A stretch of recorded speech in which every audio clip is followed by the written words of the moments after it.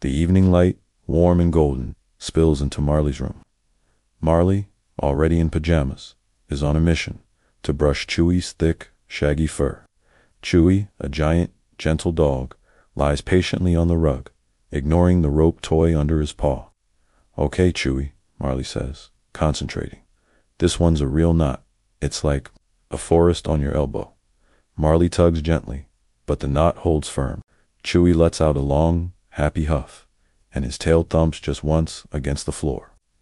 Marley's dad, Oak, appears in the doorway, a book in his hand. 5 minutes to story time, explorers. "How's the grooming going?" Marley sighs, defeated.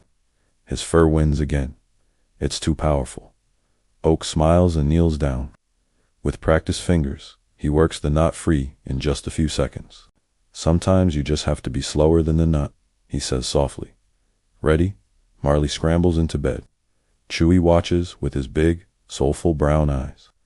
"Chewie, guard post." At the command, Chewie heaves himself up with a grunt and a full body shake. He plods over to his special spot by the bedroom door, circles twice, and flops down with a heavy thump. His duty begins, to guard the bedtime perimeter. Oak reads a short story. As he reads, Marley's eyes drift to the window, watching the sky outside grow dark. Soon, the story is over. A goodnight kiss is given. The lamp is switched off, and the room is left with only the soft glow of a star-shaped nightlight. "Everything is safe, Marley," Oak whispers from the door. "The house is locked. Chewie is on duty. Sleep well." The door clicks shut. The room is quiet, except for Chewie's deep, rhythmic breathing. But to Marley, staring at the ceiling, the quiet feels loud. A branch taps lightly against the roof. Tap, tap, tap, Chewie. Marley whispers into the darkness. A soft thump-thump of a tail on the floor answers back. "Do you ever worry about everything being quiet? Like too quiet?" Chewie lifts his head, tilting it in the faint light. He doesn't understand the words, but he hears the worry in Marley's voice. He stands up. This is not part of the usual plan. Silently, Chewie pads over to Marley's bed. He lays his heavy chin on the mattress, right beside Marley's hand. Instinctively, Marley's fingers find the velvety space between his ears and begin to stroke his soft fur. Chewie's breathing is like a steady, calming engine. "You're supposed to be by the door," Marley whispers. Chewie just pushes his head further into Marley's hand. "Priorities have changed. Can we check the house?" Marley asks. "Just a quick patrol." Chewie's tail gives one decisive wag. This, he understands. They begin their silent patrol. In the living room, bathed in blue moonlight, the sofa is a giant, sleeping shadow. Chewie sniffs the air all around it, then looks at Marley. Sofa, clear. In the kitchen, the refrigerator hums a low, constant note. Chewie gives his empty water bowl a sad sniff, then nudges Marley's leg toward the back door. He wants to check the real perimeter. They step out into the backyard. The world is different at night. The air is cool, and the crickets are singing their chorus.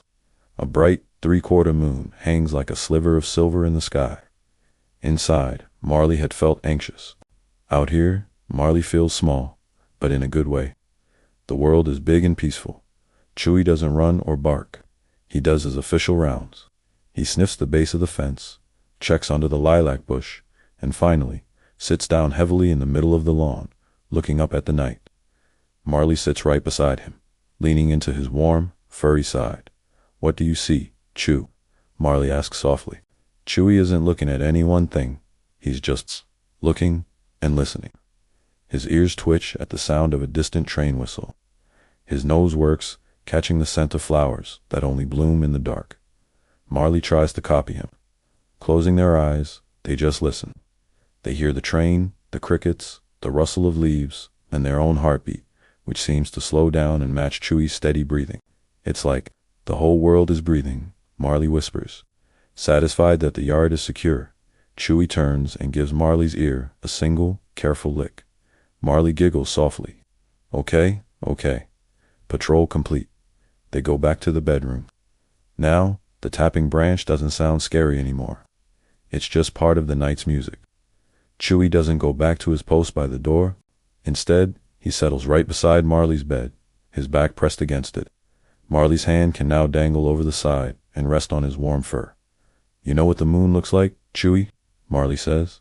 "It looks like it's doing a slow blink, like you do when you're really happy."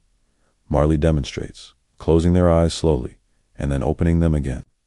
Chewie watches, and then, in the dim light, Chewie looks right at Marley and gives one long, slow, deliberate blink.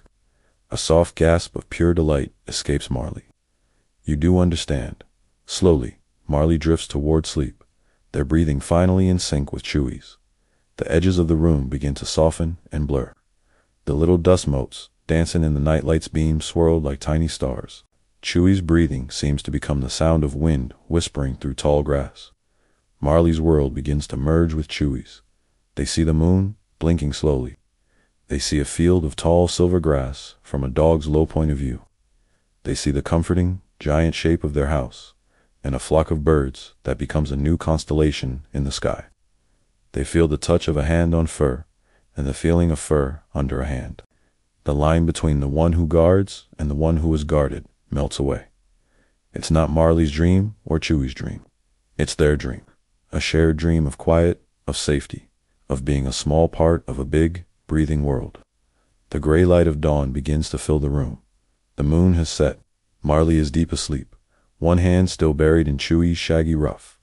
Chewie is asleep too, but one ear is still turned toward the door, and his tail gives the faintest dream-driven tap against the floor.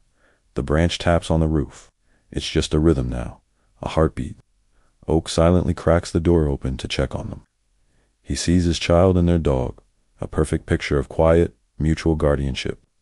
He smiles his own slow blink of a smile, and softly closes the door.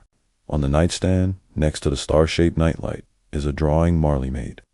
It shows a giant, shaggy dog with the moon balanced on its nose. Underneath, in wobbly letters, it says, "Chewie guards the night."